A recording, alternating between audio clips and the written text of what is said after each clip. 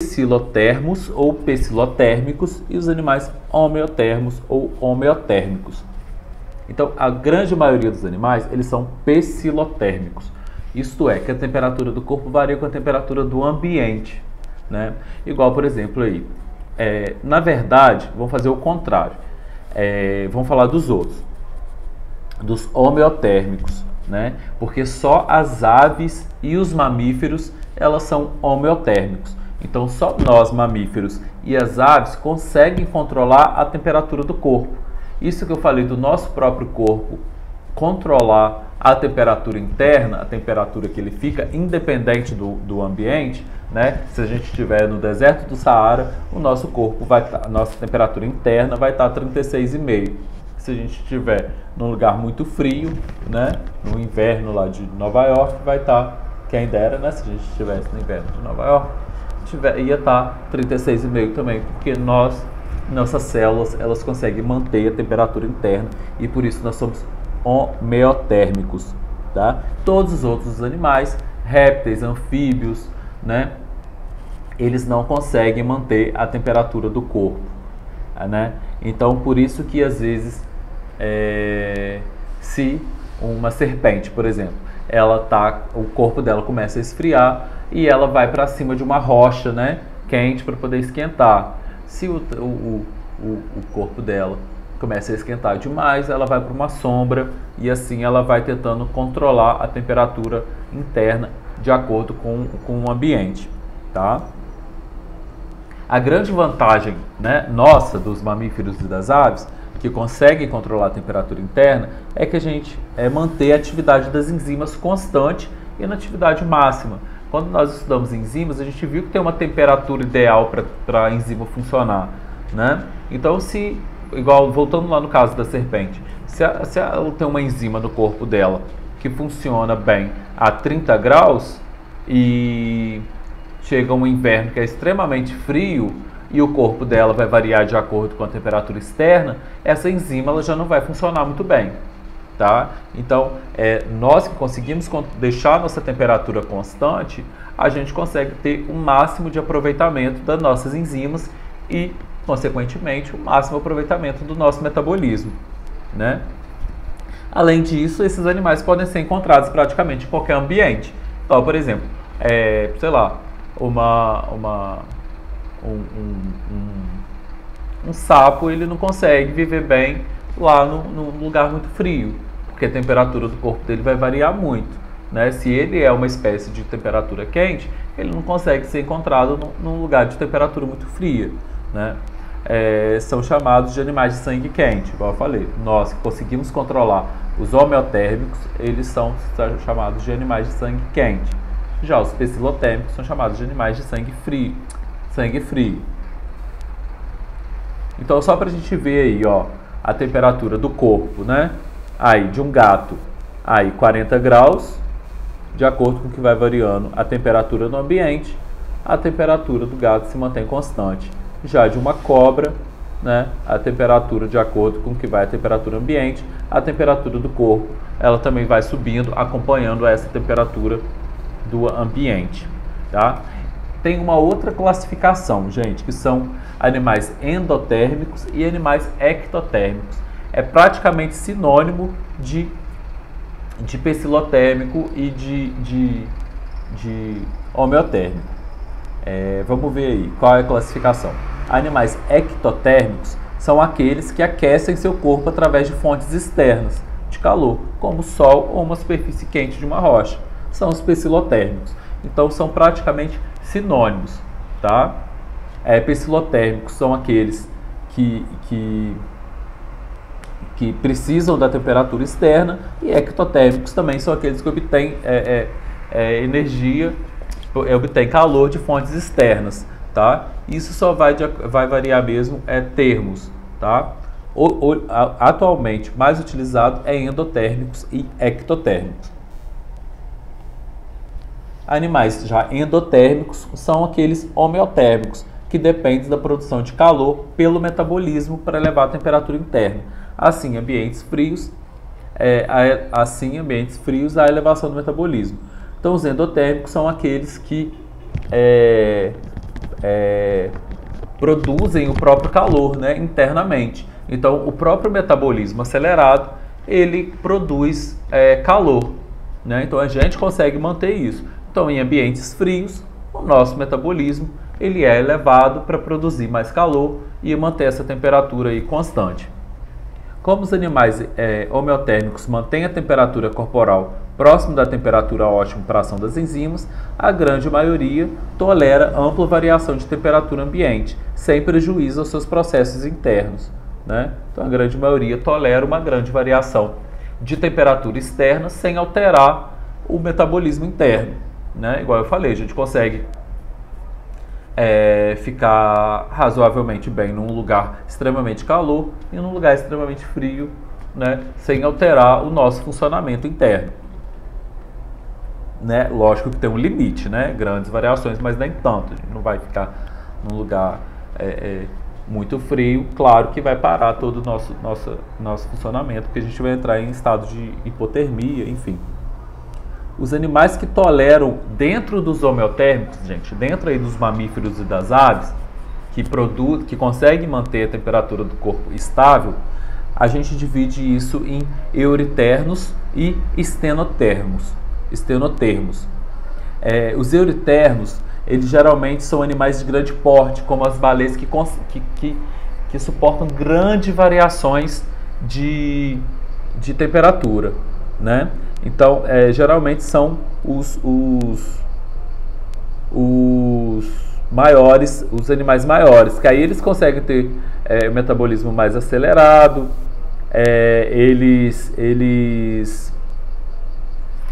conseguem essa variação maior de temperatura. Então você vê que a baleia ela sai lá das geleiras, né, do Polo Sul, lá do meio das geleiras, e vem aqui para o nordeste da América do Sul para poder se reproduzir. Então elas toleram grande variação de temperatura, né?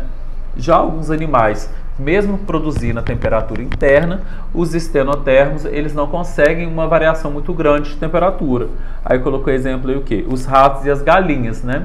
Uma galinha, por exemplo, ela não vai suportar essa variação de temperatura, por exemplo, que a baleia tem, de ir lá para o Polo Sul, depois ir para águas totalmente quentes. Então, mesmo dentro dos animais que produzem o próprio calor, que mantém a temperatura ali constante, tem alguns animais que aguentam mais variação e alguns animais que não aguentam tanta variação de temperatura. Para que o animal seja homeotérmico, são necessários dois mecanismos principais. Então, para a gente conseguir manter nossa temperatura constante, a gente precisa de aquecimento e o processo de resfriamento. O aquecimento, gente, tanto as aves quanto os mamíferos possuem alta taxa metabólica, garantindo imensa geração de energia e dissipação de calor, né? A gente precisa ter um metabolismo intenso para quando a gente estiver num lugar muito frio, a gente conseguir produzir calor e deixar nossa temperatura 36,5. Às vezes a gente está em lugar com 5 graus e dentro do nosso corpo tem que estar 36,5. Então a gente tem que ter um metabolismo acelerado. Um sistema circulatório de alta eficiência, sem mistura de sangue arterial e venoso, bem como o pulmão ramificado, garante uma eficiente entrega de oxigênio, sustentando o gasto energético. Se a gente tem um metabolismo muito acelerado, a gente vai ter muito gasto de energia. Para isso, a gente tem que ter uma entrega eficiente de oxigênio para poder manter esse gasto de energia, né? A presença de pena e pelo nos mamíferos, né? Pena nas aves e pelo nos mamíferos, proporciona a retenção de calor gerado. Animais aquáticos ou de clima muito frio, uma espessa camada de tecido adiposo ajuda na retenção de calor. Em frio intenso também ocorre uma contração involuntária dos músculos, gerando calor, que é quando a gente treme de frio, né? Quando a gente está muito frio, a gente começa a tremer. Essas contrações musculares, elas geram calor e aquecem e mantêm o nosso corpo em temperatura constante, né? Tudo funciona muito bem. Esse processo de aquecimento e o resfriamento, tanto as aves quanto os mamíferos possuem pele fina, que permite perda rápida de calor, né? Se a gente está em um lugar muito quente e a gente precisa resfriar, a nossa camada de pele ela é fina. Nos mamíferos, a sudorese resfria a pele, né? Então a gente suar causa um resfriamento do nosso corpo. Nas aves que não possuem glândulas sudoríparas, o calor é dissipado por estruturas chamadas sacos aéreos. É uma estrutura, tipo um saco de ar mesmo que a ave tem dentro dela, que deixa ela ficar mais leve, enfim. E uma das coisas é eliminar o ar quente do corpo. Então as aves têm esses sacos aéreos que ajudam a fazer esse resfriamento. Só para finalizar, gente, essa aula, eu peguei um artigo aqui da Scientific American, que é uma revista confiável, uma revista científica, é recente, ela está falando até aí a pandemia do século XXI, que está falando um artigo sobre a termorregulação de mamíferos marinhos impede que morram congelados. Então, seres humanos não resistiriam às águas geladas que essas criaturas chamam de lar, mas graças a mecanismos especiais, elas conseguem viver embaixo da superfície de gelo. Né? Falando das grandes baleias, mesmo a gente conseguindo controlar nossa temperatura corporal, a gente não consegue ter essas especializações para viver em lugar tão gelado quanto as baleias. Baleias, golfinhos, focas e outros mamíferos marinhos podem gerar o próprio calor e manter uma temperatura corporal estável, apesar das condições ambientais variáveis. Assim como as pessoas, elas são homeotérmicos, endotérmicos, tá? Então elas são homeotérmicos, endotérmicos. Elas mantêm a temperatura corporal constante e elas obtêm essa temperatura de dentro, né? Então elas são homeotérmicos. O que isso significa? Que a temperatura corporal dela, ela é constante, ela não varia, né? E endotérmicos quer dizer que elas obtêm esse calor de dentro do próprio corpo, ou seja, são animais de sangue quente. Mas esses mamíferos são especialistas em termorregulação, suportam temperaturas da água que chegam de 2 graus negativos a temperaturas do ar de 40 graus negativos. Em temperaturas de 40 graus negativos do ar. Então, uma zoóloga marinha, né, Ann Pabst, da Carolina do Norte, explica que mamíferos marinhos conseguem sobreviver ao frio extremo. As águas oceânicas polares podem chegar a 2 graus negativos, mesmo em regiões temperadas ou tropicais. A água do mar pode atingir 1 grau negativo em grandes profundidades. Vocês podem perguntar como a água não congela, a água chega negativa, né, e não congela. A razão: a água do mar contém sal, que congela a uma temperatura um pouco menor que a água doce, que a água doce congela a 0 graus. Isso acontece, na verdade, porque o sódio e o cloro do sal interferem com a capacidade que as moléculas da água têm de se juntarem para formar cristais de gelo. Né? Ela só está explicando aí porque que às vezes a água do mar, que é a água normal que a gente conhece, a água doce, congela a 0 graus e às vezes a água do mar ela fica negativa e não chega a congelar, porque o sódio e o cloro não deixa a água se juntar para formar o gelo. Algumas espécies, então, de morsas, focas e leões marinhos e algumas baleias, golfinhos e botos vivem perfeitamente nessas condições. Alguns exemplos específicos são as baleias jubarte, baleias azuis, os maiores animais do planeta, as orcas, as focas e os elefantes marinhos. A pele desses animais está repleta de células nervosas termossensíveis, como a pele de qualquer outro mamífero. Eles certamente percebem as mudanças na temperatura, pois respondem a um estímulo de temperatura. Mas ainda não sabemos como eles relacionam essa variação de temperatura com as suas sensações, isto é, se sentem frio ou desconforto. As baleias e outros mamíferos marinhos mantêm uma temperatura corporal interna parecida com a nossa, de mais ou menos 37 graus. Para mantê-la sob condições extremas, elas têm 2 tipos de resposta, a comportamental e a fisiológica. Uma resposta comportamental típica é a migração. No inverno, as baleias francas grávidas migram para as águas do Canadá e da Nova Inglaterra, para as costas da Geórgia e da Flórida para darem à luz aos seus filhotes. A forma fisiológica para minimizar a perda de calor é manter uma relação corporal aérea-volume relativamente baixa. Uma pequena quantidade de pele através da qual o calor é trocado com o ambiente, e um grande volume de tecido corporal, que gera calor. Animais maiores tendem a ter relações área-volume menores, e a maioria dos mamíferos marinhos é bem grande.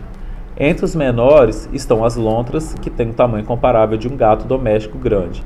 Os mamíferos marinhos dispõem também de uma outra excelente isolante térmico, o pelo e a gordura. A lontra marinha tem o pelo mais denso, enfim, o isolamento térmico do pelo é mais eficiente quando o pelo está seco, porque o ar preso nele é bom isolante. Os pelos da lontra são tão densos que conseguem aprisionar uma camada de ar logo acima da pele, mesmo quando o animal está nadando. Tá falando aqui da banha, né?